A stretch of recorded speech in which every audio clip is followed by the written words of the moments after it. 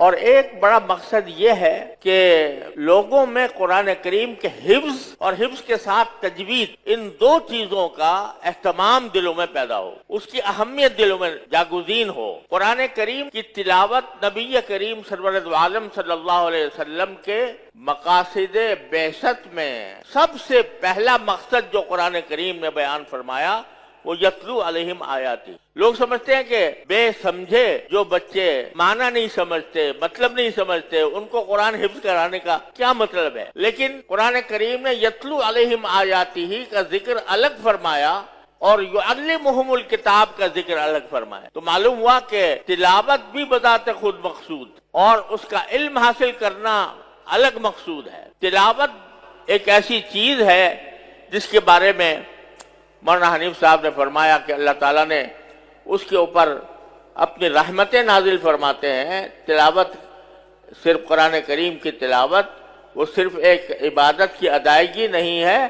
بلکہ اس کے ذریعے اللہ جل جلالہ کی رحمتیں متوجہ ہوتی ہیں اس کے لیے۔ لیکن اللہ تعالیٰ نے جہاں قرآن نازل فرمایا اور اللہ تبارک و تعالیٰ نے نبی کریم سرور دو عالم صلی اللہ علیہ وسلم کو یہ خطاب فرمایا کہ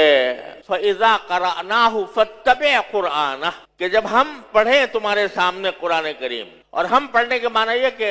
حضرت جبریل امین علیہ السلام تلاوت فرمائیں آپ کے سامنے، فَاتَّبِعْ قُرْآنَهُ، تو جس طرح وہ پڑھ رہے ہیں اسی طرح کی اتباع کریں، آپ اسی طرح پڑھیں جس طرح جبریل امین علیہ السلام نے آپ کو پڑھایا۔ تو صرف اتنی بات نہیں ہے کہ تلاوت کر لی اور زبان سے وہ الفاظ ادا کر لیے جو قرآن کریم کے اندر نازل ہوئے ہیں، بلکہ اس کے ساتھ یہ عظیم مقصد ہے کہ فَاتَّبِعْ قُرْآنَهُ، اسی طرح پڑھیں جس طرح جبریل امین علیہ السلام نے پڑھا ہے، اور آپ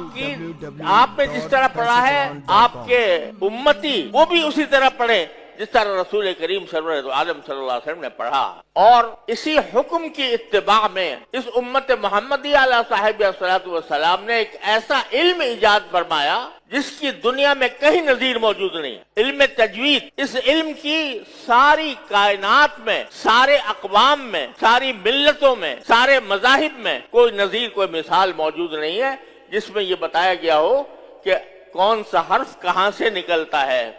اور کن صفات کے ساتھ نکلتا ہے۔ دنیا کی بے شمار زبانیں ہیں، وہ دعویٰ کرتی ہیں کہ ہم بڑی ہماگیر زبانیں ہیں، ہماری بڑی جامع زبانیں ہیں، لیکن کوئی زبان ایسی نہیں ہے جس میں یہ قواعد مرتب کیے گئے ہوں کہ اس زبان کا کون سا حرف منہ کے کس حصے سے نکلے گا اور کن صفات کے ساتھ نکلے گا۔ انگریزی زبان بڑی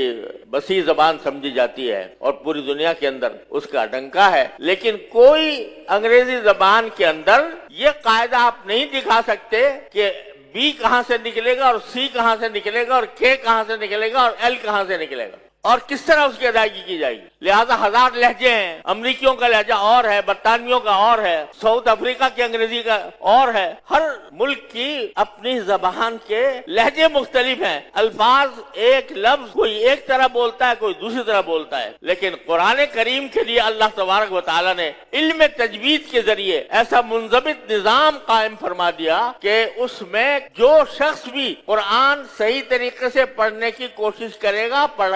پڑھنا سیکھے گا، وہ ایک ہی طرح پڑھے گا، وہ حروف کو اسی طرح ادا کرے گا جیسے نبی کریم صلی اللہ علیہ وسلم نے ادا فرمائے اور جیسے جبریل امین علیہ السلام نے آپ کو پڑھا۔ تو معلوم ہوا کہ اتباع قرآن کا اتباع، یعنی پڑھائی کا اتباع، قرات کا اتباع، تجوید کا اتباع، یہ ہر مسلمان کے ذمہ فرض ہے۔ اور افسوس ہے کہ اس معاملے میں ہمارے معاشرے کے اندر انتہائی کوتاہی پائی جاتی۔ قرآن کریم کو کسی طرح بھی پڑھ لیا، اس کے حروف کو صحیح طریقے، سین میں اور صاد میں کوئی فرق نہیں ہے، سا میں اور سین میں کوئی فرق نہیں ہے، ذال میں اور ظا میں کوئی فرق نہیں ہے،